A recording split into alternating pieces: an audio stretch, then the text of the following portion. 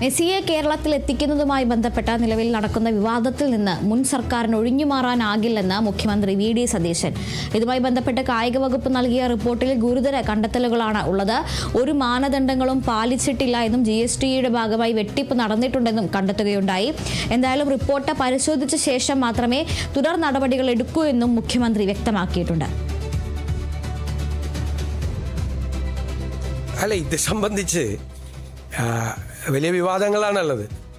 കായിക വകുപ്പിൻ്റെ ഒരു റിപ്പോർട്ട് എൻ്റെ കയ്യിൽ കിട്ടിയിട്ടുണ്ട്. അത് ഗൗരവതരമായി നമ്മൾ പരിശോധിച്ചുകൊണ്ടിരിക്കുകയാണ്.